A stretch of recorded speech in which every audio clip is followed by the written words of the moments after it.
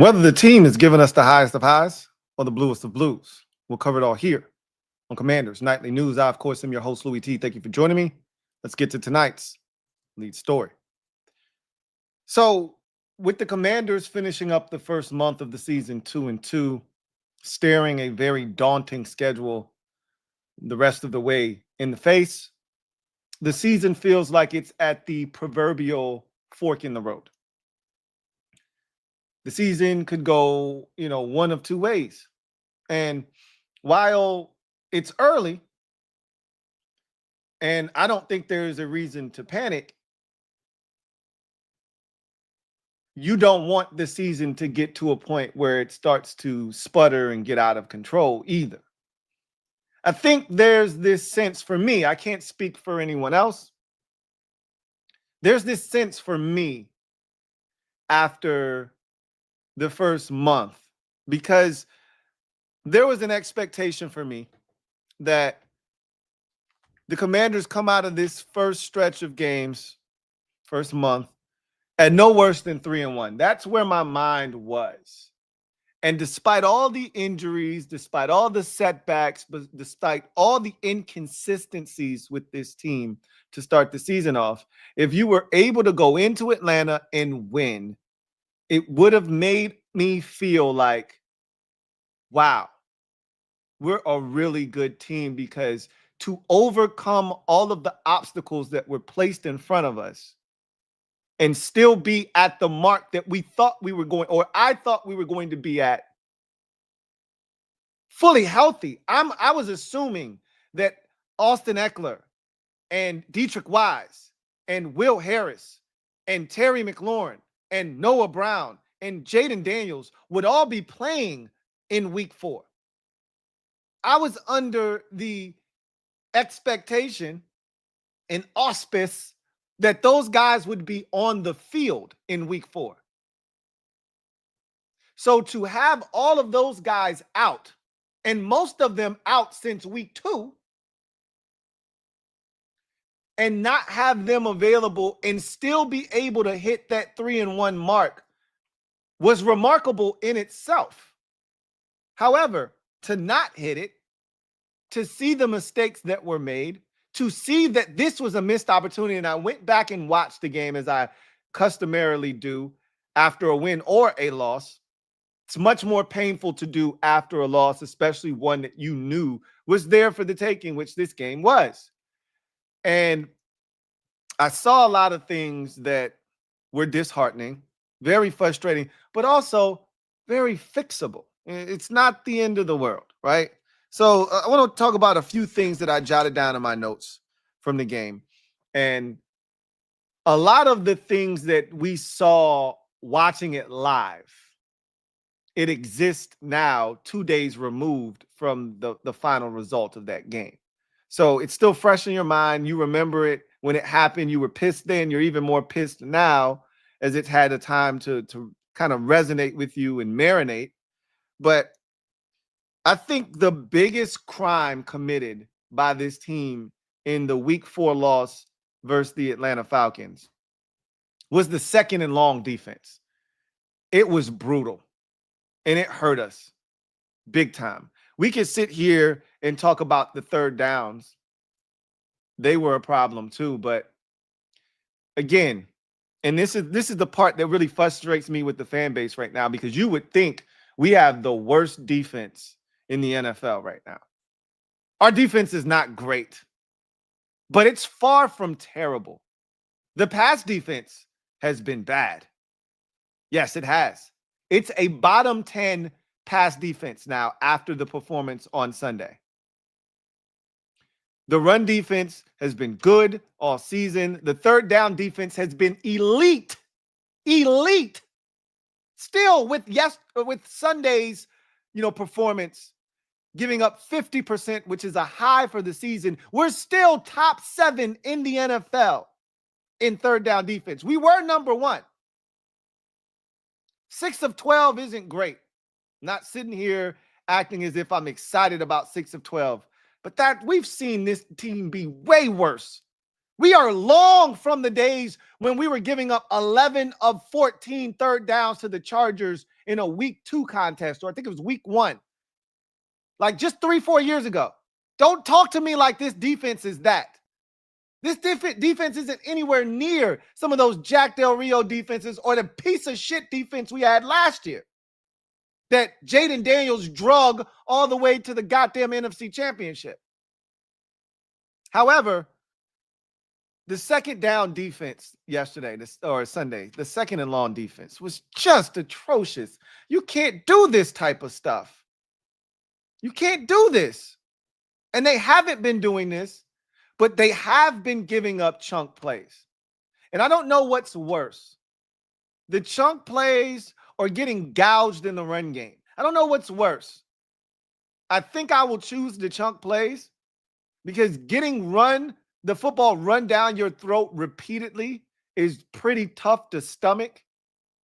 But giving up chunk plays is so infuriating because it doesn't matter. When you give up chunk plays, at least if you're struggling on the ground and you're struggling to get stops on the ground, if you get one stop, it'll stop the team from running the ball. If you get a first down, 2-yard stop, 3-yard stop, they're going to throw it on 2nd and 13, right? But if you get a 4-yard tackle for loss on first down, or you get a 5-yard sack on first down, it doesn't matter. Because on 2nd and 16, they're going to throw a 15-yard pass. Listen to this shit from Sunday's game. 2nd and 17. The next play. All right, so we got a stop on first down, right? And it could have been a 3-yard gain followed by a 10-yard holding penalty by the Falcons. It could have been they tried to toss and we blew it up. It could have been a number of things, but it's 2nd and 17. I don't give a shit how it became 2nd and 17. It's 2nd and 17. We give up 14 on the next play. Now it's 3rd and 3. They convert that 3rd and 3. They go on to get a field goal on that drive. That was a chance to get a stop and get off the field. Next drive. There's a 2nd and 16. They get 44. That's the one down the sideline. I counted how long Michael Penix held the football for that play. He held the ball for 5 seconds.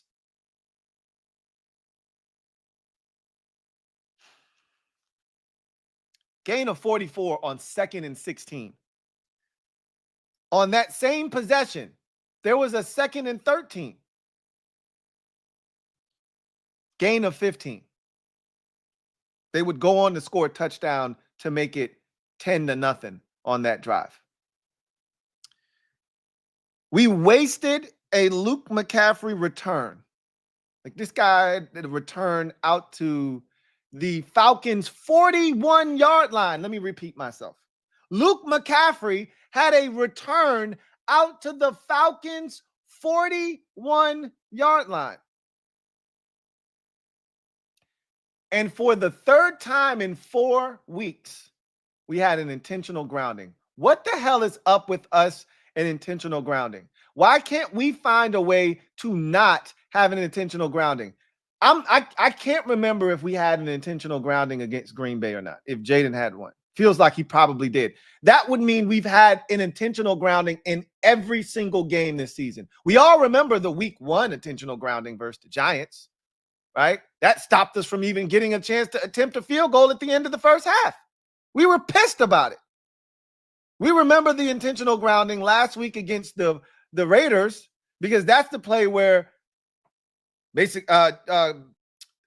Max Crosby gets in there and they try to throw a screen. Max Crosby blows it up and Mariota just backhands the shit to no one. And they're like, bro, you can't do that shit. And they call intentional grounding. This week, we got great field position. We try another bogus ass screen, which we got to, again, I feel like we've, under Cliff Kingsbury, it feels like this has been the case. When we just try to run regular screens, we've got to be one of, like, regular wide receiver screens. We've got to be one of the worst teams at running these shits because our guys don't block. For whatever reason, our tackles telegraph it. We don't do a good job of selling that it's not a screen. And guys just, like, it happened in week 1. Remember when Jaden took the first sack We were trying to throw a wide receiver screen and nobody blocked. They let the guys up the field. They jumped in the passing lane. Jaden held on to it, ended up getting sacked by Brian Burns. This shit happens every week. The same thing happened to Mariota last week against the Raiders, where Max Crosby jumps into the passing lane because nobody blocked him. No one cut him. No one did anything to him. So he doesn't know what to do with the football now. He's panicking. And now you got linemen downfield and you got to do something with the ball. He throws the shit to the side and it's intentional grounding. Well, same shit happened in this game. I don't know what the hell this play was supposed to be. It was dead on arrival. As soon as we snapped the ball, it felt like there were 5 Falcons in the backfield. No one looked like they knew what the hell was going on. We had 2 penalties on the play. One was a legal man downfield. The other was intentional grounding. You can't have this shit. You can't do it. This drive started at the 41. Unbelievable. Do you know we had a drive in this game that at one point was 1st and 30? You can't make this shit up. And we actually converted the 1st and 30, if you can believe that. Luke McCaffrey had a pass interference on that drive. I forget what the other penalty was, but it was 1st and 30. He hits Luke on 1st and 30 for like a gain of 14. It turns it into like, I don't know, 2nd and 16, 2nd and 14. They throw it to Debo over the middle. He gets hit. He fumbles. It's like 3rd and forever. And then Marcus Mariota just takes off. I thought he could have done that more in this game. I thought he left yards out on the field being timid as a runner. He should have run more. But that's nor here nor there. We get a field goal out of a possession. This is the second time we have squandered great field position on a kickoff. Again, you can't do this shit with a backup quarterback in the game. You have to take advantage of every opportunity that you get, especially when Jaden Daniels is not in the lineup. We ended up settling for a 52-yard field goal on a possession where it started at the Falcons' 41. That can't happen.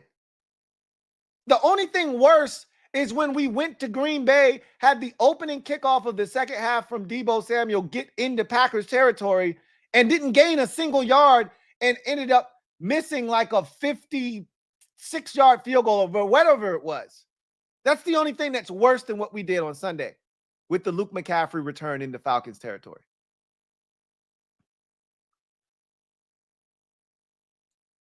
Continuing on with the 2nd down and long misery from last week. There was a 2nd and 12. They gained 12 yards, got the 1st down, right? We go down, and the most frustrating part of this game was the inability of this team to ever catch up. I really wanted to see, and generally speaking, this is my biggest thing when you're playing teams who are either struggling or are front runners. I think it is imperative that you apply game pressure. You cannot let a front-running team play from in front. It is what they do. It is why they are a front-running team. And you can't allow a struggling team to play with a lead because you've given them the one thing they came into the game without, which is confidence, okay? Which is why you wanted to jump on top of these Falcons from the get-go, something that we don't know anything about this season on the road, which we're going to talk about here in a second. The most frustrating thing in this game was we never gave ourselves a chance to apply real game pressure to the Falcons. The one opportunity that we had was the sequence before half and coming out of the halftime break. We got the football. We got to stop. The first stop of the game came at the 2-minute warning of the first half. I mean, that was shades of last year now. That's some last year's defense shit. This was a rough game for the defense. I don't think this is who they are. You can't convince me that this is who they are moving forward this season. That was rough, though. I will admit that this game was rough. Going back and watching it, it was rough. And there was a lot of things that you can point to say that this shit is unacceptable. Like, we're old and slow. There's no denying that, but you can scheme around that. Okay, again, this is all signs point back to one man, and that's Joe Witt Jr. Fix this shit. The ball's in your court. Communication's off. That's on you, buddy. Fix it. Somebody's not adhering to the defense. Get their ass out. Get somebody else in. But all of this shit, all signs, all roads point back to Joe Witt Jr. You asked for this defense. You got this defense. You said these guys were good enough, so make it enough, right? It wasn't good enough on Sunday. But the first 3 weeks, it was. The offense is what let us down against Green Bay. The defense wasn't great, but Green Bay didn't kill us on offense. We got stops in that game. The offense killed us in that game. This was the first game this season where the defense just was abysmal. Like, you can't win with this type of defense unless you get a heroic effort from the guy on the other side, which wasn't in the lineup in week 4. That's the only way you win a game like this, with the defense playing the way that it did. You could have won with the way the defense played in week 2 versus Green Bay. I didn't love the way they played in that game, but you could have won that game. And Green Bay, to me, not as talented as Atlanta's offense, but they're a better offense. They're much better coached. They're a well-oiled machine. They have a better quarterback. They've been in the system longer. That team, if anybody's going to get us in the first 4 weeks, we said it was Green Bay. And they didn't shred us. They hit big plays on us. But then again, who's not hitting big plays on this defense? And we're going to get to that in a little bit as well. Put a pin in that. The thing that pissed me off the most in this game is that we didn't apply game pressure to the Falcons, real game pressure. We had 2 chances. Right before the half, they punted the ball, and we had a fair catch that was muffed by Jalen Lane. He recovered it, though. It wasn't a big deal. And we had to start inside our own 10-yard line. It's the worst field position we had in the game. Mariota begins the drive, getting us out of there. He hits Ertz, gets out of bounds. We get another completion, and it looks like we're moving. And then I forget what happened. Something dumb happened, and then Mariota took a sack, and then that was the drive, right? Like typical Commander shit, right? You can't get out of your own way. He almost threw a pick, matter of fact. I do remember that, like a one-handed Divine Diablo joint where he got his hands on it, and I'm like, Marcus, what are you doing? Right? Like, don't do that. So we punt. Like, and the Falcons are dum-dums. I think what happened was he almost threw the pick. That spooked Cliff. Then they ran it to no avail. And then on 3rd down, he takes a sack. And instead of the Falcons calling a timeout, they let the time run down. Raheem Morris is an ass clown when it comes to game management. I don't know. First of all, well, we had Ron Rivera, but I don't know what I would do as a fan if that was my coach and he was allowing that and he was this negligent with the clock, but that's not our issue. So that was our first missed opportunity before the half to double dip. We could have gotten a field goal, something, anything. We had all 3 of our timeouts. Shit, let's go get a touchdown. Hell with a field goal. Let's go get a touchdown. But, to not be able to execute down there, that's fine. So you missed that opportunity. You go to halftime, you're down 17-10. But you get ball after half. And we have a drive. I think that was the drive that started out 1st and 30. But you managed to get down there, end up getting a field goal. That sucks because you had an opportunity. That was the possession, if I'm not mistaken, where Marcus could have taken off, I thought, on the 3rd down, and then he airmails it to Zach Ertz, and it's incomplete, and we have to settle for a field goal. Either way, it's either that drive or the one with Mikey gets the pick that he could have run, I felt like, on 3rd down, and he didn't. But there were opportunities for him to run, and I just felt like, for whatever reason, he made a conscious decision. I'm going to hang in the pocket, and I'm not going to use my legs in this game. And I hated it. Anyway, you kick the field goal. It's 17-13. In my mind, I'm like, okay, we got a little bit of momentum. We've had the last 2 scores in this game, right? Now, let's see if we can build upon what we've just done, get a stop. You know what I say after a score, whether it's a touchdown or a field goal, I need a shutdown drive. Those were pretty much non-existent in this game. You get it to a 4-point game, and all I wanted was the ball with the chance to tie or take the lead.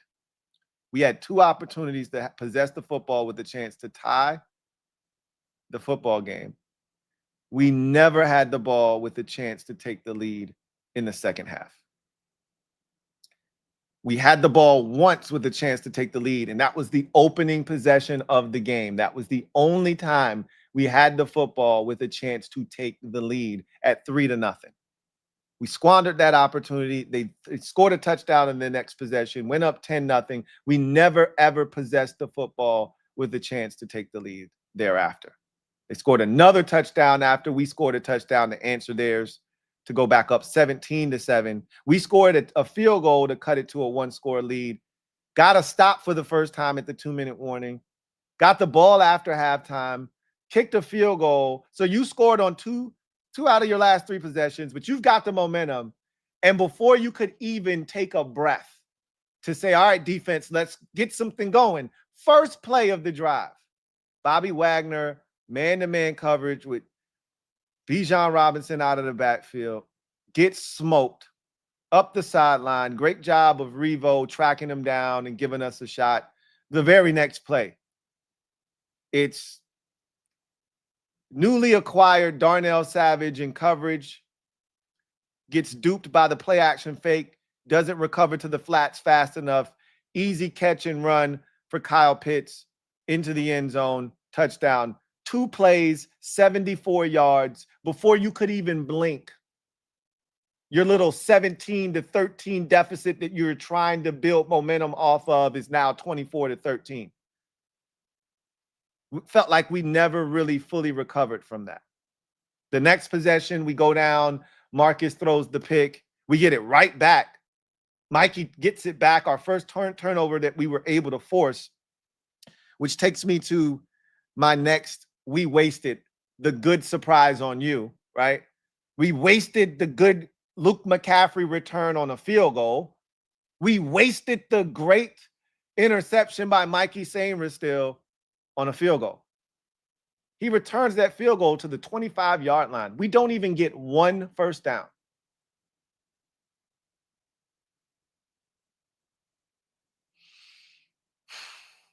That cuts the lead to 8 instead of cutting it to a 4-point game again. Maybe they go for 2, maybe they don't. Doesn't matter. You have to take advantage of that interception. That can't be a field goal attempt.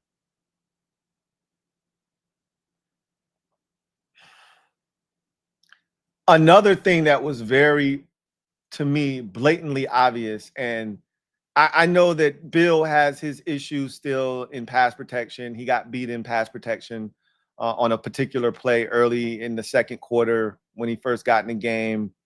He may still be, getting better at his routes that he's supposed to run, where he's supposed to be out of the backfield from a pass catching standpoint. I get all of that. There is no more dynamic back in the backfield than Bill. We have got to stop with this charade. And I get it. He's a little banged up and you don't want to overwork him. And there's different factors as to, but look, man, I've seen enough. Okay. Like Chris Rodriguez is cool and he's going to get his touches, but like if we're going to run the ball, nobody is better on this team at doing so than Bill. He was so impressive in this game. Go watch his touches. There's no wasted movement. There's always yards after contact. He maximizes every single run. I love the Rodriguez run for 48. That might be a touchdown with Bill, right? Like, I'm just saying. Like, we ran a wildcat with J-Mac. Look, J-Mac had a big play last week. I love him to death.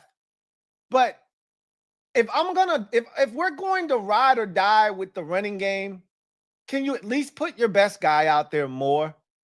I'm not telling you that J-Mac can't get his couple touches a game. I'm not telling you that C-Mac can't get, or C-Rod, can't get his couple of possessions. I'm not telling you any of that.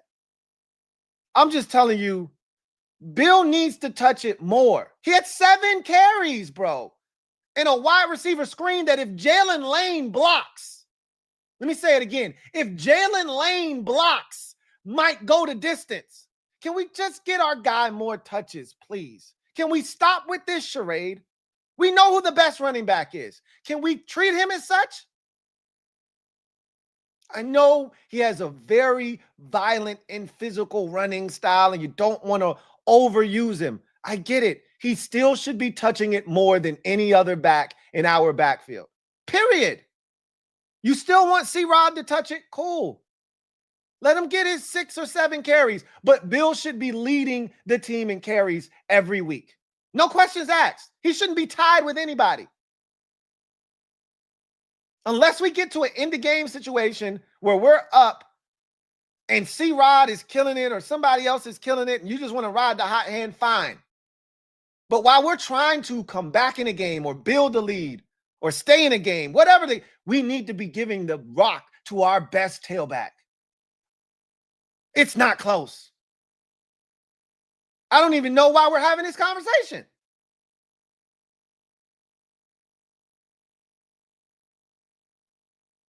I feel like if Bill was in the game on some of these carries, some of these possessions, the outcome could have been different. Some of these runs, I'm like, Chris Rodriguez did not maximize that run. He didn't make that guy miss. Bill would have made him miss. That 2-yard gain would have been a 6-yard gain. It would have changed third down. It would have changed the decision-making process. Maybe you run it again on third down, and if you don't get it, you go for it on fourth down. Instead, you settle for the field goal because it's 3rd and 7, and then he misses Zach Ertz wide open. It's just little shit like that where you go, what are we doing? Why are we doing this? Why? And then you get to the final drive of the game. Obviously, big credit to Mariota and Debo. Like, those two kept us in this game offensively. A big play after big play by those two. You had the 4th down conversion on the first touchdown drive, on the 4th and 2, where he throws it to Debo on the out, and it's a great hands catch. It's a great ball. Great job of getting your feet down by Debo. That leads to the Luke McCaffrey touchdown in the back of the end zone to make it 10-7. That was our lone trip to the red zone the entire game. How embarrassing is that, right? For an offense that we know, and I don't give a shit how many backups we have. Falcons aren't like that on defense. We should have been able to score more points. We should have been able to take advantage of these shorter fields that we had in this game, the interception, the Luke McCaffrey kick return. We should have taken advantage of that. We should have scored more points. We should have done more on offense. Yes, the defense was not good in this game. We should have done more on offense. But as we said many a times, what the offense did in this game should have been enough. And that leads me to the last possession of the game. I asked to apply real game pressure to the Falcons. This was it. Real game pressure. It's 1-score game. We get the touchdown on a 4th down and 2. Mariota goes for it all, the jugular vein, and he strikes gold. I mean, he cuts them and watches these bastards bleed out on 4th down. That is a ballsy-ass decision by Mariota to say, I'm going for it. No guts, no glory. I'm going to let my nuts hang on this shit. You're going to do that, you better make a perfect throw. And that he did. And Debo with a great hands catch once again. I already told you there are going to be drops by Debo this season. Every now and again, there's going to be a concentration drop. You saw one last week against the Raiders. It almost got picked off. But for every one of those, there's going to be one of those catches. One of the catches we saw in week 1 against the Giants. One of the catches we saw on 4th down, the first 4th down that he caught against the Falcons. Or the catch on the second 4th down for the touchdown that gave us a chance to stay in the game. That's going to make you say, damn, Debo's killing this shit. They go for 2. Mariota makes a great play to fake like he's going to keep the read option and run, and then finds a wide open Zach Ertz for the 2-point conversion. Beautifully executed. That's why DQ was so amped after that play. Dupe those boys. Conventional wisdom tells you you don't go for 2 in that spot. You kick the extra point, because if you don't get the two-point conversion there, you're down 9, you're down 2 scores, and you've cooked yourself. You kick the extra point there, now you're still down 8, and you have a chance. But they said, F that. F that. Let's get it now. And they did. And now you've put game pressure on the Falcons. They're up at score. They know if they give it back to us, we can move the ball, we can score, and hell, we might go for 2 again on their ass. Who knows? And you had 3 third downs to get off the field. 3 for 1. 3 for 1. Oh, 3 chances to get off the field once. Pick one. First set of downs, 3rd and 4. Michael Penix has not run all day. All day. You let him run on a 3rd and 4 for 6 yards and a first down. That was frustrating, because at some point I was like, when is Joe Witt going to heat this guy up? When is he really going to say, hey, make a throw? Like, without being comfortable, without just being able to go through your reads and be comfortable looking at your first read. When is he going to say, all right, Michael Penix Jr., let's see what you got? And if he burns us, he burns us. But when are you going to do it? Didn't do it on 3rd and 4. So you get another shot, 3rd and 6. Kyle Pitts for 18. In addition to that, they called pass interference on Quan Martin. So first of all, Quan is one-on-one. This is where you miss Will Harris, right? Because Will Harris could cover. Quan Martin, not great in coverage. Jeremy Reeves, not great in coverage. Can't speak to what Darnell Savage is in coverage. My guess is he's not a Savage in coverage, which leaves us in quite the quandary now, doesn't it? Feels like we're back to square one at the safety position, pretty much back to where we were last year when we had Jeremy Chin. We can't cover tight ends once again. Oh no, we suck again at coverage at the safety position. That's what it feels like, because Revo gave up every damn thing in the game. Like I said, love Revo down around the line of scrimmage. Love him as a heat-seeking missile. Love his hustle. Love his tenacity. He's not a coverage safety. He's not.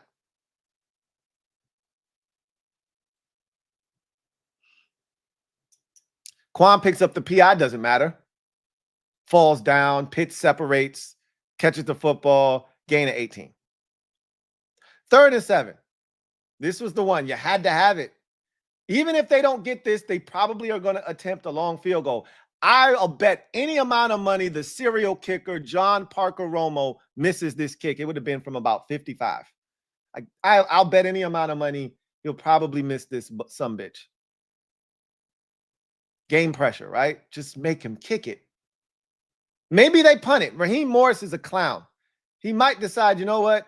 Don't want to chance it. Let's punt the ball. I don't know. It really doesn't matter what he decides, because if he misses the field goal, you look like a dum-dum. If you punt and, we score, you look like a dum-dum. It really doesn't matter. Didn't have to make that decision, because they used the play that every team is going to use against us until we fix it. Joe Witt Jr., I'm talking to you. Fix this shit. Motion to a bunch. Marshawn Lattimore is playing off because, again, it's a bunch, and he's in motion, and he's running, and it's man. They run the speed out. He's not close. It's not a good ball.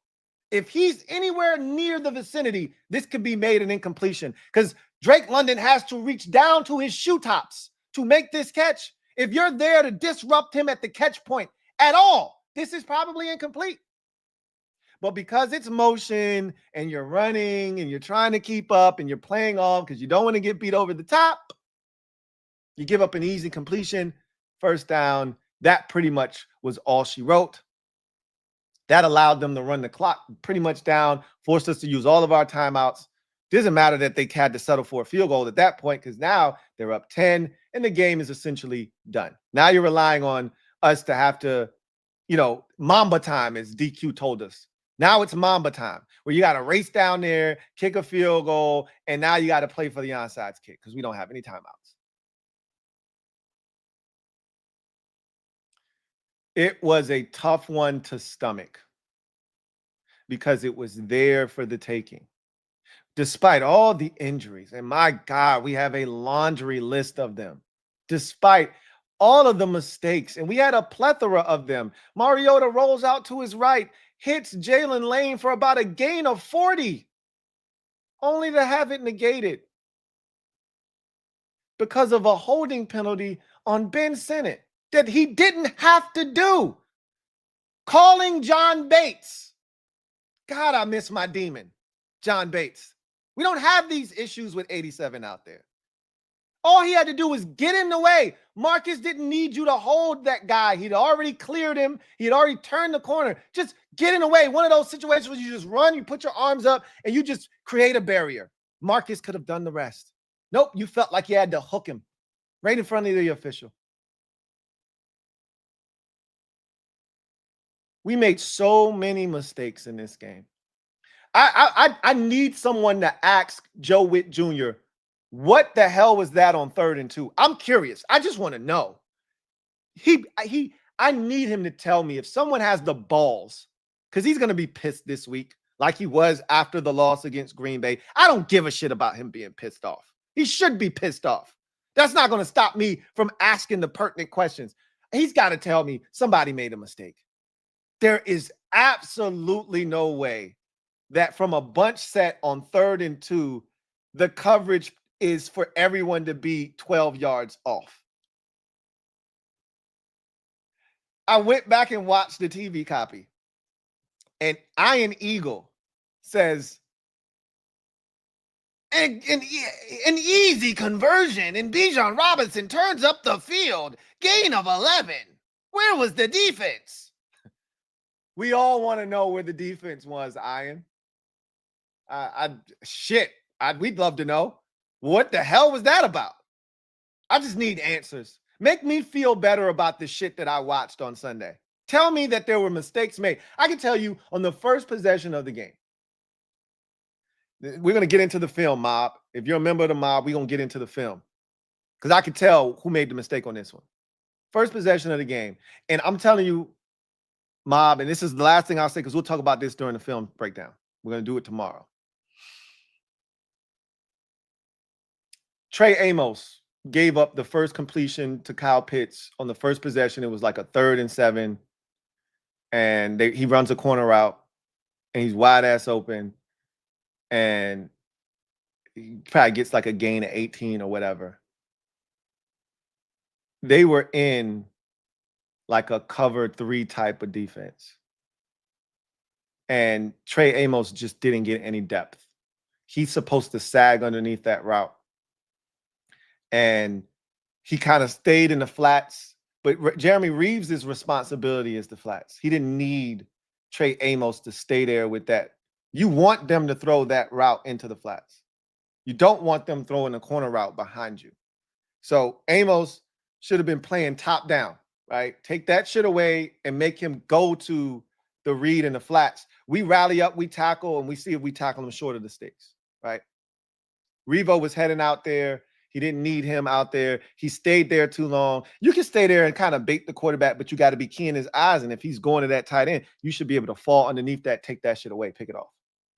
I guarantee you, if somebody comes back to that shit later on in the season, Trey Amos is going to pick that bitch off. But he made a mistake in this game. But this is what rookies do, right? They make these type of mistakes. The key is you learn from these mistakes. He's going to make somebody pay, I guarantee you, later in the season if they try that shit again.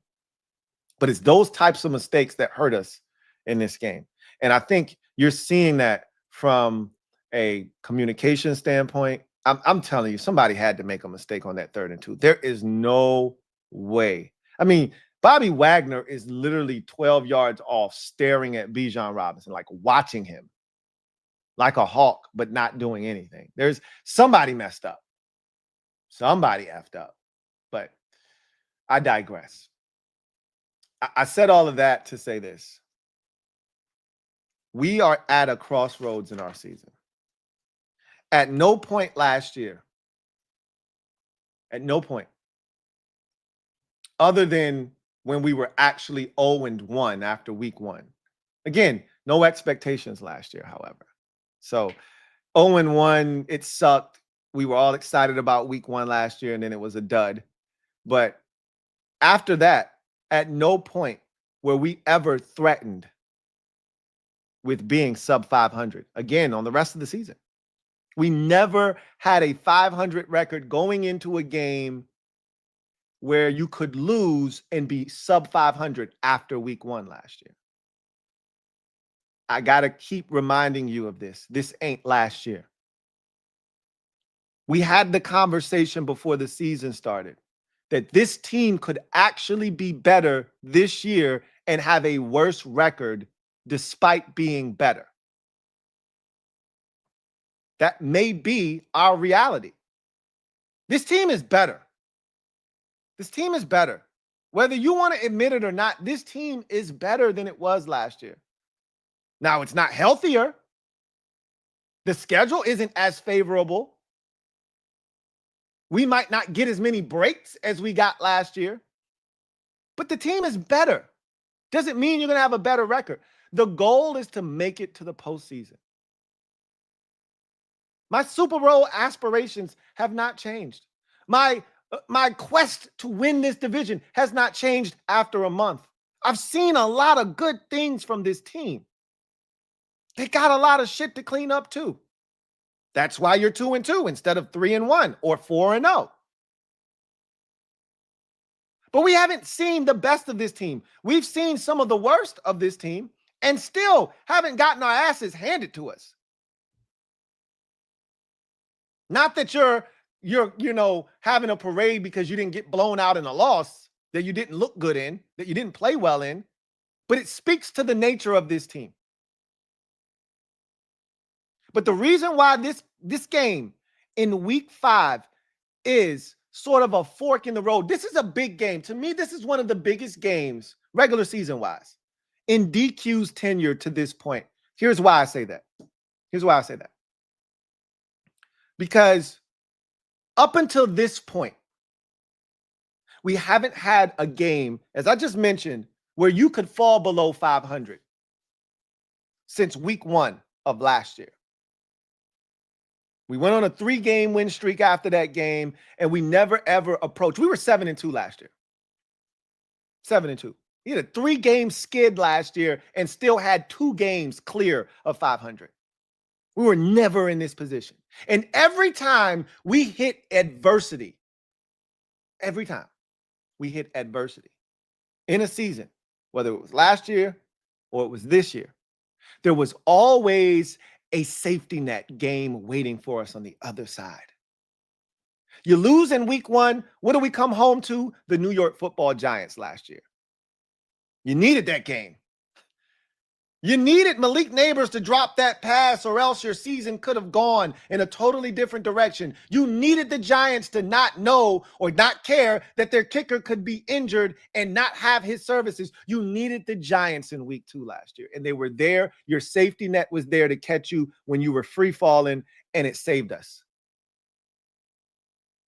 Last year, after you played the Ravens and we were distraught after that loss, you needed a pick-me-up, and there were the Cleveland Browns saying, hey, we got you, bro. We got you. If you need it, we here, right? It either was them or it was Carolina. Either way, somebody was there to get an ass whooping, to give us that good feel back, right? That feel good back. You're struggling. You've lost 3 in a row. You need a pick-me-up. There's the Tennessee Titans waiting for you on the other side. And for good measure, when you come off of this bye, just in case you still tripping, here's the New Orleans Saints to make sure that you keep the good vibes going. This season, you played poorly in week 2. Really, you played poorly in week 1. But the defense was outstanding, and it got you where you needed to go. You made a bunch of mistakes, but it's the Giants. Here you go. Take you a week 1 victory. Week 2, you stink up the joint. Back to 1-1, back to 500, but you got a safety net on the other side. Here go the Raiders at home on a platter for you. Enjoy. Make sure you wipe your neck and your mouth and your face with your napkin. Make sure that you use proper etiquette. Enjoy. Bon appetit. Here's an opportunity for you to put together a little win streak, some momentum, and you blow it against the Falcons. Now you're back to 2-2, but this time there's no safety net waiting for you at home on the other side of adversity. For the first time in the Dan Quinn era here in Washington, there's no safety net. There's no home game against some hapless team that you should be able to put your foot in their ass and have them coughing up shoelaces. Now you got to go on the road against an equally as pissed off team that they just lost to a winless Giants team. They're pissed. And they're a damn good football team. And you got to go on the road. There's no safety net this time. You're 2-2, and you're staring at a pissed off Los Angeles Chargers team on the road. What are you going to do?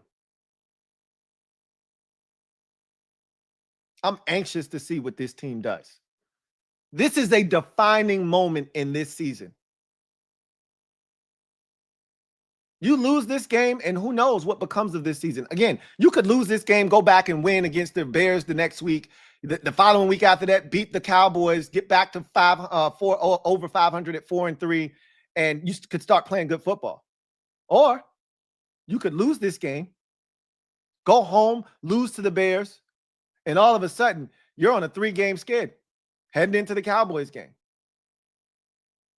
Or you could win this game, reestablish who the hell you are, go home on a Monday night, take care of the Bears, get comfortably over 500, and let's go to work. We're going to find out what this team is made of. We're going to see who comes back from injury this week. We're going to figure out what this team is all about. I already know this. They're not going to quit. There's no quit in this team. They're going to fight. But fighting ain't good enough. You don't just fight to fight. You fight to win. We're going to find out if this team has enough fight on the road against a good football team in the Los Angeles Chargers. Do they have enough fight to go in there and win and restore order in this season? A lot of questions right now about this team. So far, after a month, there are not enough answers. We'll see what this team's about. This is the fork in the road for the Commanders. Who do you want to be? If you are who you say you are, prove it. Prove it. Let's get to in other news. So, as I like to talk about every Tuesday, power rankings. Before we get to the power rankings, and I like to talk to you guys about specific stats and things that have caught my eye through, the first month of the season. After every week, there's certain stats that just stick out at me. The Commanders made a signing today. They signed wide receiver Robbie Chosen, formerly Robbie Anderson, to the practice squad. Now, I don't know the impact of this signing. Like, what does this mean? Is this just more depth at the receiver? This group doesn't just do things just to do them. Usually they do things like this because they're trying to either tell us something or someone's got to go, right? Either they don't love what they have on the practice squad currently at receiver, they feel like they need more of a veteran presence, or they're trying to tell us that one of these receivers that's supposed to be on the mend isn't going to be back as soon as we've been led to believe. Let's hope that it is the former and not the latter. Let's just hope that they don't believe in Ja'Cory Brooks. I actually thought Tay Martin, look, he didn't have a bunch of reps. But on his one catch, that route he ran, chef's kiss. I wouldn't mind seeing more of him, to be honest with you. I'd take him right now over Chris Moore. I'm pretty sure Tay Martin ain't out here running a 4-4 nothing, but at least he'll catch the damn ball. But at the end of the day, Robbie Chosen, another 32-year-old, another 30-something we're adding to the mix. Again, that's what's available on the streets this time of the year, is on the practice squad, and we'll see if he ends up seeing the field in any capacity at any point this season. He could be another KJ Osborne where we just never see him. Or he could turn out to be a guy that through this attrition at the receiver position, he sees the field at some point. So just another name to keep an eye on. I'll be really interested to see what corresponding move happens with this. Do they remove someone from the practice squad that was there to add him? Do they get rid of someone from the active roster? We'll see. But one thing's for sure. The receiver position, we need some help bad. Like, boy, could we have used Kendrick Bourne. And he's playing well for the 49ers too. God, we could have used Kendrick Bourne. I don't know what the hang up was there. Probably, my guess is AP was being cheap. That's my guess. He was being cheap. And he didn't want to spend, an extra little bit of bread that it was going to take. Because AP's got a number. If you don't know him by now, if you don't know anything else about him, he's got a number. And if that number doesn't align with your number, too bad, so sad. Boy, we could use Kendrick Bourne right now. I could say that. Anyhow, let's get to the power rankings. So last week, we were 7/8 based off of the publications. This week, we've taken quite a bit of a dip, which is warranted when you go on the road and lose to a 1-2 team that got shut out the week before. You deserve to fall quite a few spots in the power rankings. I get it. So last week we were, let's call it 8th, right? ESPN has us at 16 this week. USA Today has us at 13. Pro Football Talk has us at 17. Bleacher Report has us at 17. Yahoo Sports has us at 16. CBS Sports has us at 15. Sporting News has us at 15. Sports Illustrated has us at 13. And Fox Sports has us at 16. When you total all of those up and you divide by the number of publications that we added, you get 15th best team in the NFL, which is probably about where we belong. You're amongst a clump of teams at 2-2. You did not separate yourselves from that group. You added yourself to the middle class of the NFL, so thus you are treated as the middle class of the NFL. I think it is absolutely warranted. It is where we belong, and until we prove otherwise, this is where we shall stay. So, disappointed that we find ourselves here after a month. In my mind, and I just didn't see any other way. We were 3-1, and we were a top 10 team going into the month of October. We screwed the pooch on that, and you could argue injuries had a lot to do with it, but we still could have won despite the injuries. That's what good teams do. You find a way to get it done despite injuries. No one wants to hear your sob story or excuses, right? So, let's get a word from our sponsor. We'll come back on the other side. We're going to look at some numbers, and then we're going to get to the comment section and some of the things that you guys want to get to. Let's get a word from our sponsor, Sleeper. Sleeper is the best way to experience and connect over sports together. It's a one-stop shop for all of your sports needs. You can celebrate and chat in the games in real time with other users, get the fastest scores, blazing fast news and alerts right at your fingertips. Play in fantasy leagues and win real money on picks contests. So enjoy sports the way they were meant to, together. Download the #1 sports app today. Predict the hottest football stats like passing yards, receiving yards, touchdowns, interceptions, and much more to cash in on your daily fantasy football skills. Use promo code LTN and Sleeper will match your first deposit up to $100. Terms and conditions apply. See Sleeper's terms of use for details. Currently operational in over 25 states. Check out Sleeper today. Sleeper.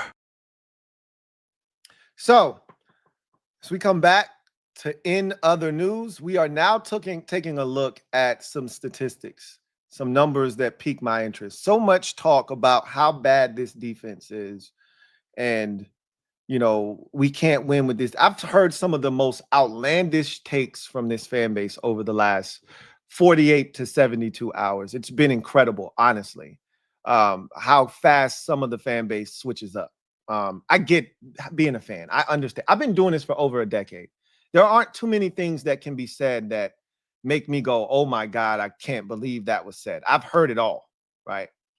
According to probably just a shade under the half of the fan base, we would have no coaches left and like 6 players left on the roster after a month of football because they would have fired everybody and gotten rid of half of the players on the roster, right? Because the answer to everything is fire everybody, right? Full JP style. Shout out to my guy, John Perez. But seriously, though, Sunday was bad defensively. There's no ifs, ands, or buts about it. But let's not act as if you can't win with the defense that we've played this season. You can't win a lot of games with the defense we played on Sunday. But that is not indicative of what this defense has been this season. Now, again, I've made the point that when you play better teams, this defense hasn't been as good. But you also have to take into consideration that it didn't really matter who we played last year. Spencer Rattler lit us up last year. It didn't really matter who we played last year. As long as you weren't god awful, as long as you weren't Carolina, as long as you weren't Deshaun Watson and the Cleveland Browns, as long as you weren't the Tennessee Titans fumbling the ball and turning it over at every turn, you had a shot against us. Our defense was awful last season.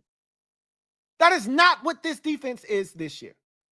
These are some numbers that I want to share with you just to kind of put some things in perspective.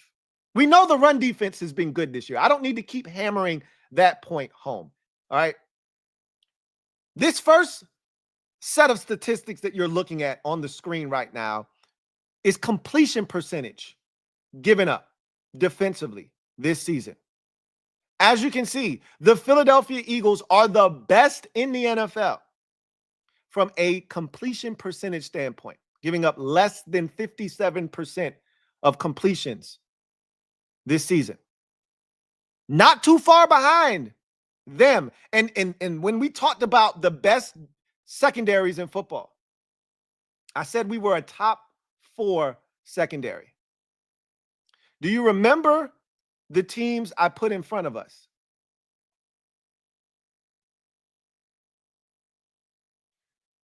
Houston was in front of us. Denver was in front of us. And I'm trying to remember the other team that was in front of us. It wasn't Philadelphia. I felt like we were better than Philadelphia. And I still do feel like we can be better than Philadelphia. I don't remember who the third team was, but the 2 teams that I put us in the same category with are right here. They're right here. So are we. We're 7th in the league in completion percentage.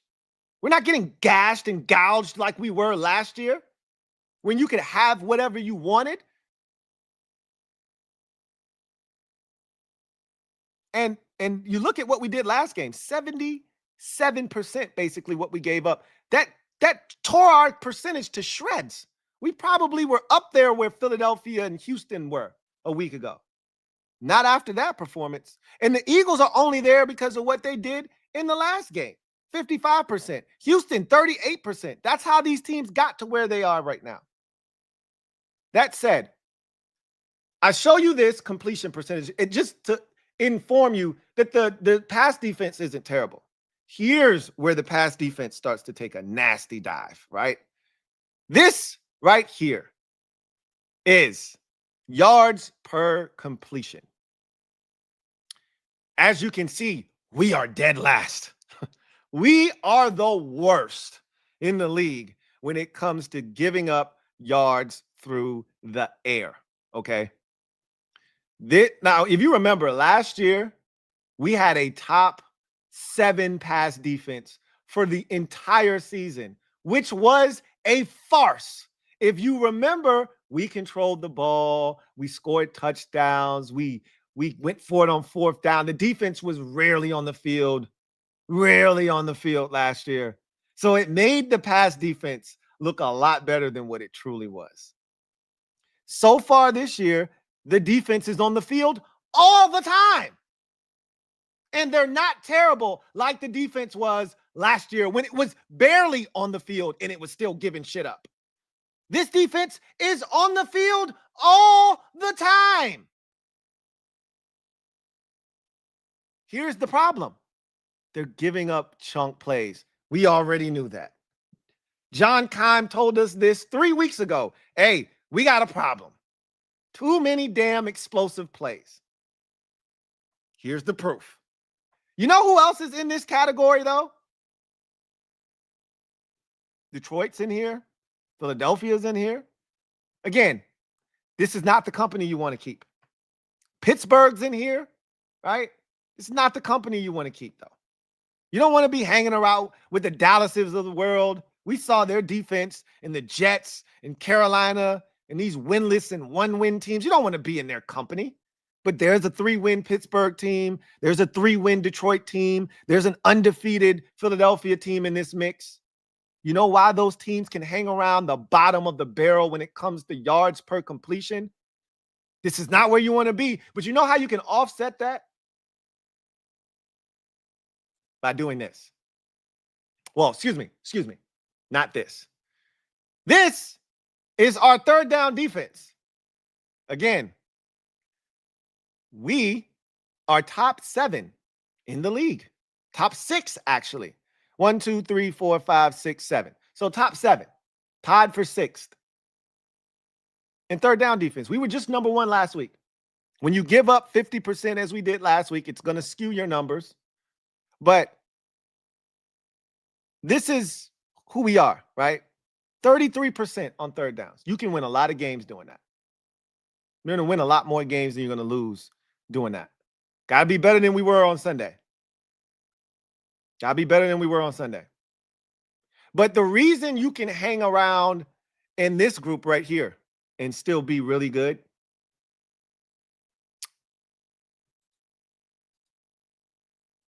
is because of this right here. Takeaways. Turnover differential. If you want the real culprit as to why this team sucks right now defensively, it's because we don't generate turnovers. Who are we kidding? We can keep running from this. We can keep laughing and joking. I laugh to hide my pain when it comes to turnovers or the lack thereof. I laugh to hide my pain because the shit really ain't funny. Jacksonville already has 13 turnovers forced this season. That was damn near our total for the entire season last year, and it looks like that may be more than our total for this year. We're on a pace right now this season to have a whole whopping 4 turnovers forced. A whole 4! Hey! 4 turnovers. Yes!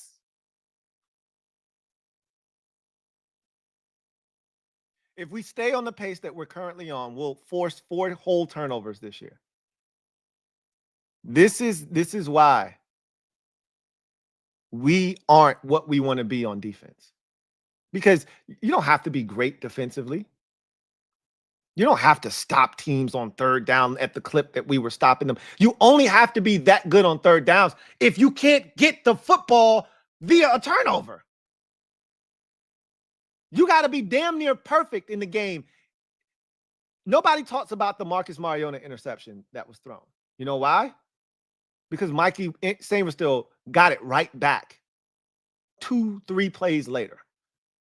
So it's easy to ignore the fact that Marcus threw a bad interception that took points off the board because we went and got it right back. Should have been more than a field goal. He returned it to the 25. But Daron Payne forces a fumble.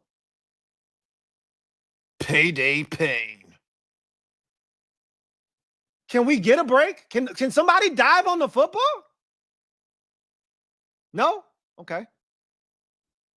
Those teams that I talked about that were down towards the bottom with us, that were good teams like the Steelers have already forced 10 turnovers. It's what they do. If they do nothing else, the Steelers can be asked for 9 quarters, but they forced 15 turnovers. That's what they do. They're going to get the football. They're going to bat the shit in the air, pick it off. They're going to strip the quarterback. They're going to force a fumble. They're going to do something. Philadelphia Eagles, they forced 5 turnovers. They don't give it away, and they're forcing turnovers. That's how they just beat the Tampa Bay Buccaneers. Blocked a punt, returned it for a touchdown, picked off Baker Mayfield, forced a fumble. That's how they won that game. They weren't good defensively in that game. They got gashed in that game by Tampa Bay. Big plays galore. You think we're giving up big plays? They're giving up big plays. The difference is they're forcing turnovers. They're impacting the game in other ways that our defense just isn't. You know how many yards they're being outgained by offensively? Like, it's not even close. They're getting dominated offensively right now. But here's the great equalizer. I talk about it all the time. You got to force turnovers, man. You can't survive in this league without forcing turnovers. I don't give a shit who you are. Okay? You got to take the ball away. You can't expect us to be perfect on offense. Not turn it over, not make any mistakes. Special teams. Shit happens in an NFL game, man. You got to find a way to produce the football. We just don't. We just don't. They got to find a way, bro. And I don't know the answer because we don't have dogs on defense. Our dogs don't hunt. I shouldn't say we don't have dogs. Our dogs don't hunt. There's maybe 2 or 3 guys that are looking for the football. Daron Payne is looking for the football. Dorrance Armstrong's looking for the football. Mikey Sainristil is looking for the football. I can't give you another guy that's looking to take it away. I don't have an answer for you.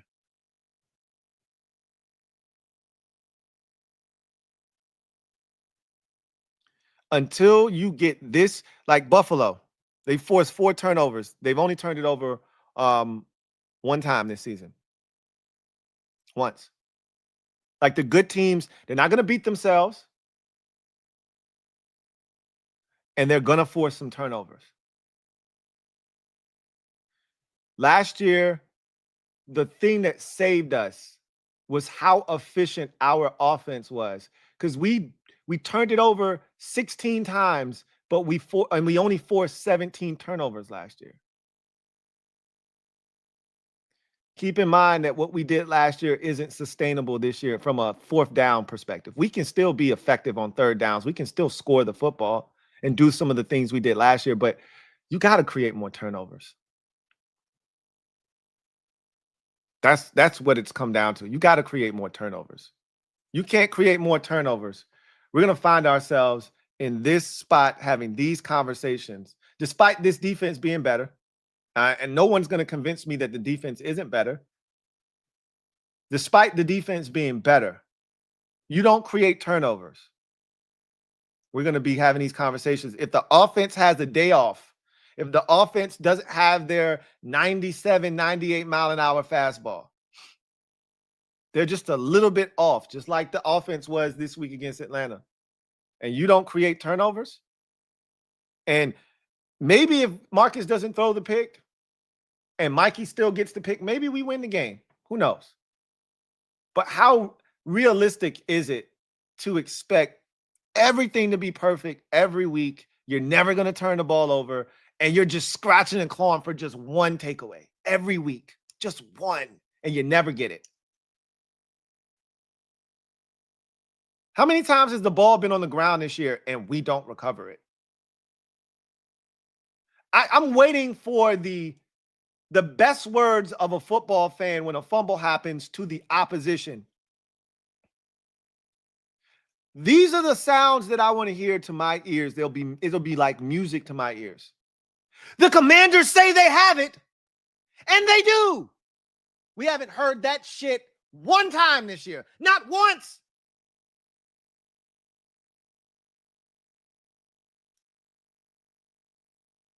Picked off by the Commanders. We heard that one time this year. And it's picked off by fill in the blank. We heard that one time this year. We've played 4 games. The Jaguars have 9 interceptions. 9. We got 1. And we've turned it over twice. We should be like +7 right now. And instead we're -1.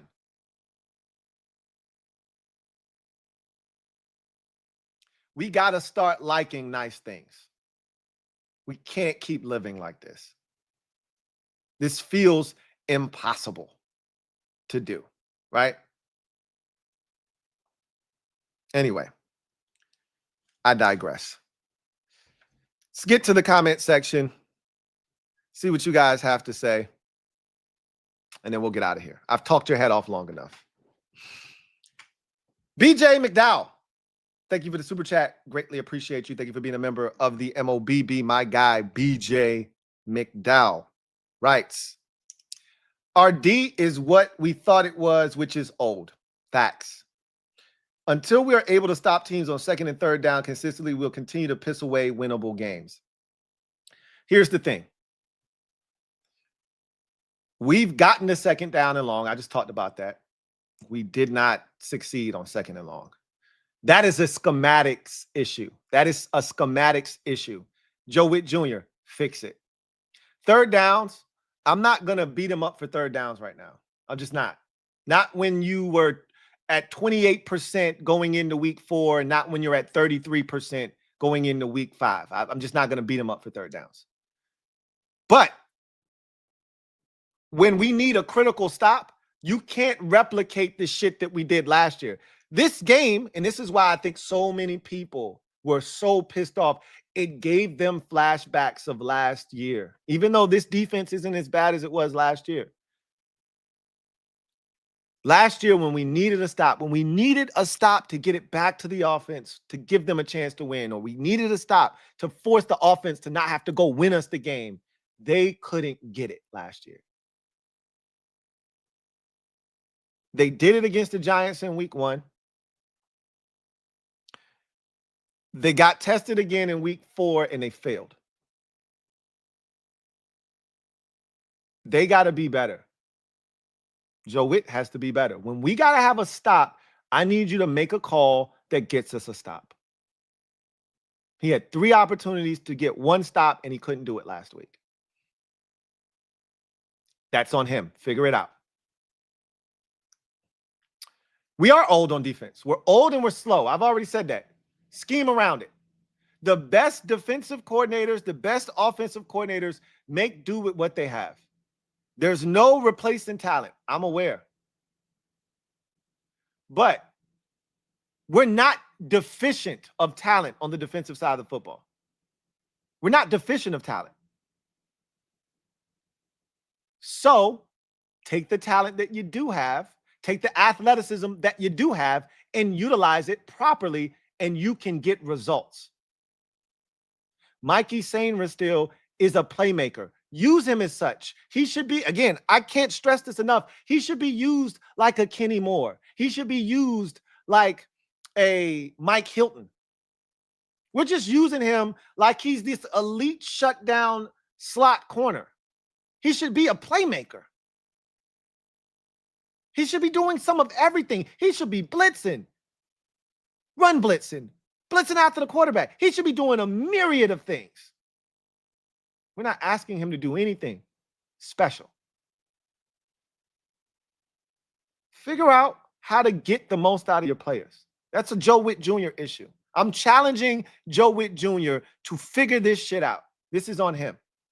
I'm not here for the Marshawn Lattimore slander. I'm not going to stop it, okay? But I'm not here to add to it. I don't have a pitchfork and torch out for him because we're not even using him the best way to use him. I told you, Marshawn Lattimore is a press cover corner. He's a press cover corner. Let me say that one more time. A press cover. He doesn't play off this off. For better or for worse. Look, I watch football. I tell y'all this all the time. I watch football. This is why it's so frustrating. Because a lot of y'all don't watch other games.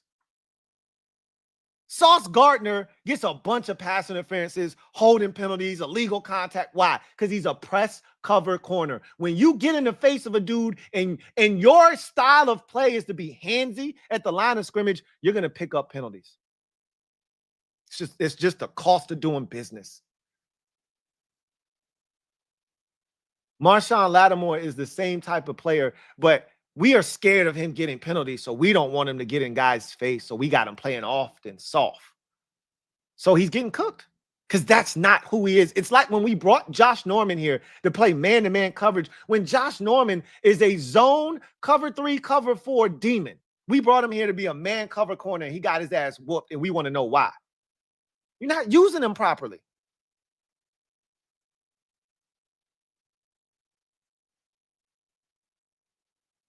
Anyway, figure it out, Joe Witt. TBN June. Thank you for the super chat. Greatly appreciate you. Who writes, what it do, Lou?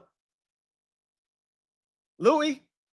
He said, what it do, Louie? Was a winnable game. DC needs to limit big plays on defense. Can't BS with the Chargers. Hope a Bobby not in coverage. We gonna bounce back. Look, I'm gonna tell you right now, they're not taking Bobby off the field. So I wouldn't hold my breath about Bobby in coverage because they're not taking Bobby off the field. At least not yet. Maybe later on in the season, if this continues to be an issue, maybe they will, think about taking Bobby off the field. But right now, like you heard DQ, he blamed it on a poor angle taken by Bobby. And yeah, Bobby took a poor angle, but I just don't want Bobby in those situations, period. And this is the thing. If he's on the field and you're in that coverage, there's no guarantee that he won't end up isolated one-on-one with a back out of the backfield. That's the problem. Is the only way to ensure that he's not in that predicament is to not have him be in that predicament. And the only way to ensure that he's not in that predicament is either one, not to make the call, or two, to take him off the field. And I don't see them doing either of those things. They're just going to say, hey, Bobby, you got to do a better job of navigating that traffic. You got to take a better angle, and you're just fine. Ding! And I'm like, no, the hell he is not. No, he is not. Bobby looked like he had a refrigerator on his back on that play. Bobby said, man, that shit. He stopped at about the 30-yard line. He's like, hey, let them young boys have it. Hey, Revo, good luck, bro. Hey, good job, Revo. Way to go get him, bro. Like, just don't put him in that situation. But they're going to ride. They're going to ride or die with Bobby. And I don't blame him. I don't blame him. Just a week ago, this is how finicky the NFL is. This is how it's a week-to-week league. We talk about this shit all the time. Just a week ago, they was talking about the old man still got juice left in the tank. The old man can still run. He had 2 sacks against the Raiders. It was all love for Bobby. A week later, y'all want to bury the man. Here lies Bobby Wagner. Y'all want to put the man in the dirt, put a tombstone on his NFL career. Here lies Bobby Wagner, right? Can't run with running backs. Y'all, that's what it's going to say on his tombstone, on his headstone. they're not going to take him out of the game. So my ask is that you just don't put him in those positions. And if you're going to do that, put somebody else out there. Like, if you claim that Jordan McGee is what you say he is, then let's see it. I'm not asking you to put Kane Madrano on the field. But if you say that Jordan McGee is what you say he is, why can't he do that?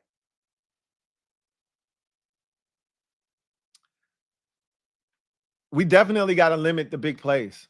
And until they do that, I don't have a ton of confidence that they will. They have to do it first. I have to see it. This is why the offense has to be better. This is why we have to create turnovers, because I don't know if they're going to limit. I know they're going to stop the run. I think they're going to continue to be really solid on third downs. My problem is that they're going to continue to give up big plays. And especially with Will Harris being out now, with the coverage being worse than it was when Will Harris was here, I think we're really going to miss Will Harris. And I'm not putting all of this on Will Harris's injury. Okay. But because we still had issues with Will Harris in there. But I do think it's gotten worse in his departure. So, there's that. Video channel. Thank you for the super chat. Greatly appreciate you. Video channel writes, Lou, thank you for being a member of the MOBB. Defense with inflated performances against two of the worst teams in the NFL. Yeah, they can stop the run, but any quality going to have their way. Again, and my rebuttal to that is last year, because everybody thinks that this defense is just trash. If this were the defense last year, it didn't matter who the opponent was. It didn't matter who it was. It didn't matter who the quarterback. Geno Smith last year against this defense would have cooked.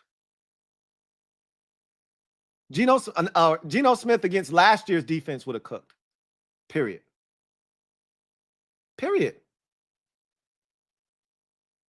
We wouldn't have gotten any pressure on him. We wouldn't have been able to stop Genty. We might. I won't say we would have lost to the Raiders, but we wouldn't have devoured the Raiders last year.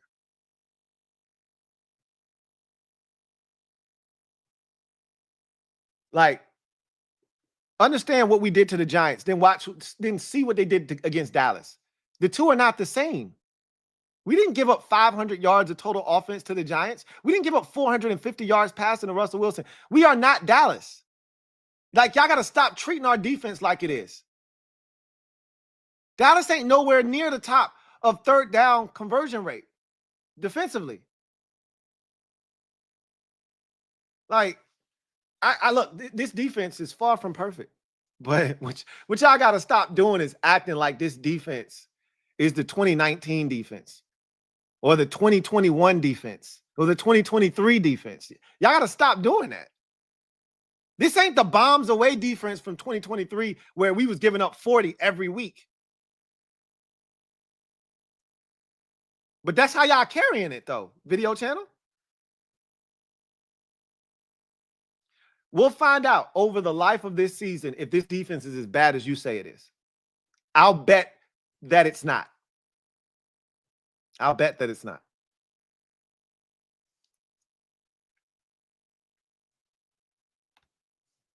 TMB June, thank you for the super chat. Greatly appreciate you.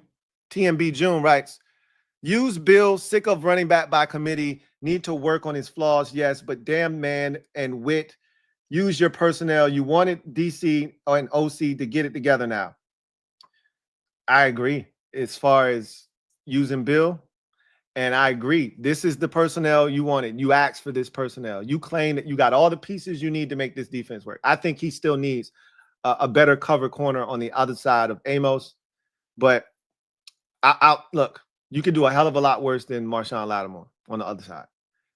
Ultimately, you need an edge rusher. You're going to need another corner. You're going to need a linebacker with some speed.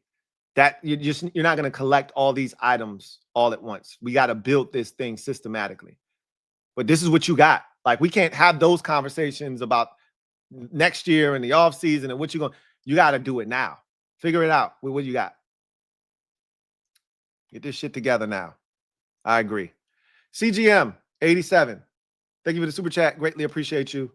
who writes, I get Witt has limited talent, but guys out of position, not knowing where to be. Bobby covering tight end, running backs, and coverage is 100% on his scheme.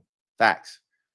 Like this we're lacking in areas, but you already knew. It's not like this is new news. It's not like we came into this season saying, oh shit, top 5, at least I wasn't. I don't know about y'all. Top 5 defense on deck. I said this was a top 5 secondary. No, not secondary. Cornerback room. And I still believe they have the talent. I just showed you the completion percentage. I've shown you that this defense can be really good. I believe in Trey Amos. I believe in Mike Samer still. And to a much, much, much lesser degree, I still believe in Marshawn Lattimore. I think his demise has been grossly exaggerated. Okay, grossly is a strong word. I think it's been exaggerated. But I get it, right? The bottom line is there's enough talent here. We're missing a lot of stuff. But we knew that. We knew you elected to pass on edge rusher in free agency. You were trying to get some old-ass edge rushers in here in free agency. You wanted Joey Bosa, and you wanted DeMarcus. You wanted some old-ass shit. So you weren't going to get any production out of it anyway. And then you elected to bypass edge rusher in the draft. So we got what we got. You told us to take Von Miller, old-ass, and Jacob Martin and be happy. And Jacob Martin has probably exceeded my expectations because I didn't think he played the run this well. He still ain't getting after the quarterback, though. Not like that. So I'm with you. You know the limitations of this defense. Oh, you got a large enough sample size. Fix it. Fix it. Reedy Davis, thank you for the super chat. Greatly appreciate you. Reedy Davis writes, Louie, should we be playing younger, faster guys at linebacker? No. I'm not advocating in any way for Bobby Wagner to not be on the field as much as you can keep him on the field. I'm advocating for Bobby Wagner to not be on the field in obvious situations where there's a certain coverage that you want to deploy. If you know that you're going to run man coverage here and there's a chance that they're going to run some sort of man beater with a running back isolated on Bobby Wagner, you probably should get Bobby out of there. We saw Bobby one-on-one with Saquon Barkley in the second Eagles game last year. And if not for a terrible throw by Kenny Pickett, that's a touchdown up the sideline. Luckily enough for us, it was a poorly underthrown football that Bobby was then able to dive and, make it incomplete. But he was cooked there. He was cooked in the preseason when we had a joint practice with the Patriots with Travion Henderson up the sideline. And it was only incomplete because Travion Henderson just dropped it. How many times you need to see Bobby in these situations to know Bobby can't do that shit anymore? Don't do it to him. Don't put him in that position. And I get it. That play I'm talking about, that was a first down. They're not taking Bobby off the field on first down. And that's why I said you can't make that call then. Like you gotta pick your battles. You gotta choose your poison. You can't play man-to-man if Bobby's in the game and there's a chance that the defense or the offense can take advantage of him. Because all they got to do is isolate him. That's all the Falcons did. They took all of their receivers and they ran them across the field in the opposite direction and had Bijan going on a swing route out in the flats. And they knew they had Bobby one-on-one. Had him running through traffic. Nobody else to help him on that side. All the flow and direction of flow was going to the right side of the field, the left side of the field, and Bobby and Bijan are the only two on the right side, and he cooked his ass. And that's why the only person to save the day was Revo, because all the flow was going to the left. They isolated him. Penix took one step, and then he looked straight to his right and dumped it off because he knew where the ball was going. They knew they had the matchup they wanted. If I'm a team, you don't think I'm not trying that shit this week? You don't think I'm going to try to get Amarian Hampton one-on-one with Bobby Wagner on a swing route as I motion everybody and I have all this traffic going to the left? You don't think I'm going to try that shit this week? Why not? Bobby can't keep up with him neither.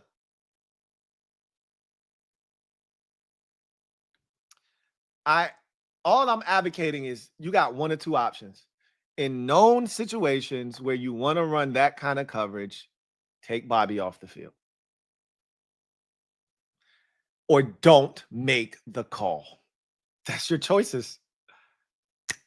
Those are your choices. Or else you're going to find yourself in that position again. Birdsong. Thank you for the super chat. Greatly appreciate you. Birdsong writes, Lou, what it do? Point blank, we will be fine. I hope you're right. I believe we're going to be fine. It's not me you got to convince that of. It's all the other people that are freaking out. I see deficiencies and things that need to be cleaned up. Every team in the league has deficiencies right now. The problem with us is that we're not 3-1, we're not 4-0. You don't feel as good with those deficiencies as you try to fix them when you're 2-2, when you're 1-3, when you're 0-4. So we got to find a way to clean these up, because what you don't want to do is look back on the season at the end and say you missed this opportunity or that opportunity because of one game. And you look back and you see the Falcons game and you're like, should have won that game. You don't want to do that again next week against the Chargers. Should have won that game. And you look up and, you end up missing the playoffs by a game, or you end up missing the division by a game. Should have won that game. Clean the shit up now before it becomes a bigger problem and issue. Zach Miner, thank you for the super chat. Greatly appreciate you. Zach writes, what up, Lou? What's up, Zach? Your man had Armstrong in coverage twice. I saw that shit when I went back. I didn't realize that watching it live.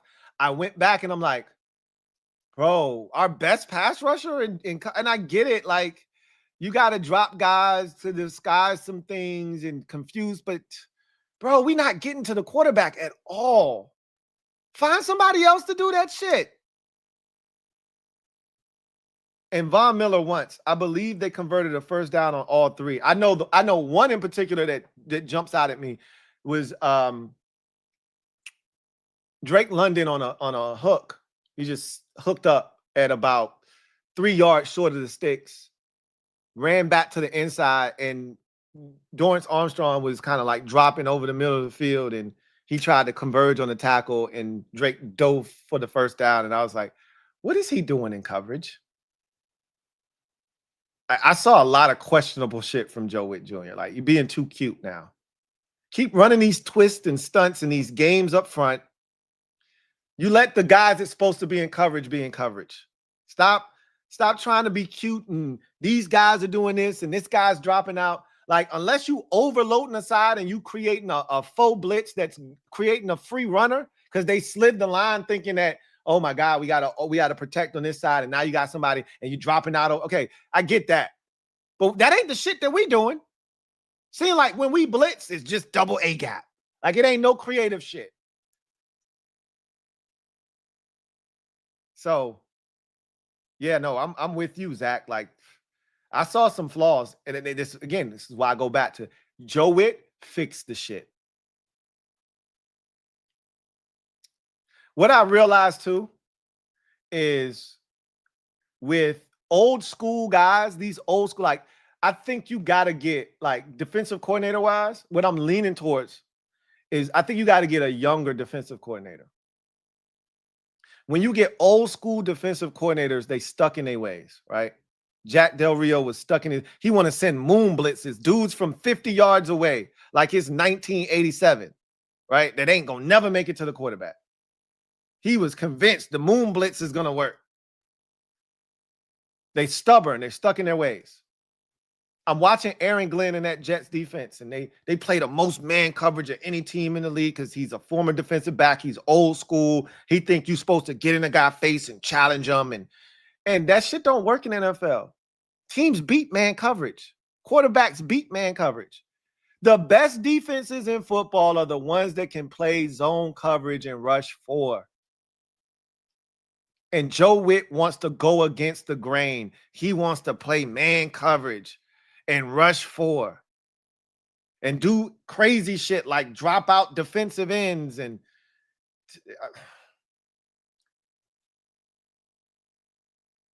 the Chargers are a really good defense. The Seahawks are a really good defense. The teams that play really good defense consistently have young defensive play callers who get the shit. And a lot of times they're playing zone coverage and they're rushing 4. So with that 4-man rush, you got to get creative. I don't need you dropping out our best pass rusher into a hook zone because our guys don't do a good job of playing zone anyway. And that's the problem is like, I kind of feel bad for Joe Witt from that standpoint because we don't play zone well. Our guys don't understand the concept of zone coverage, it feels like. But it's your job as a coach to get them to understand what it is you demand of your zone coverage. And if they can't do it, get somebody else in that can.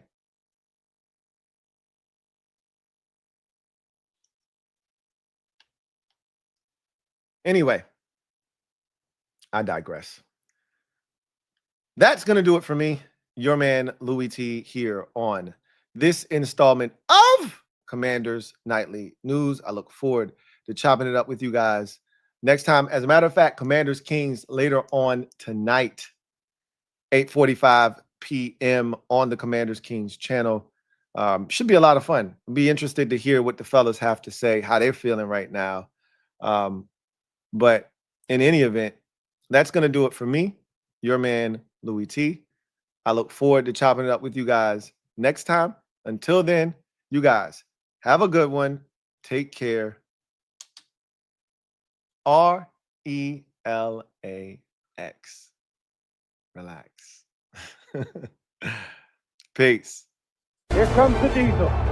Here comes the diesel. There's the snap, hand to Riggins. Good hold. He's got the first down to the 40. He's gone. The 35, the 30, the 20.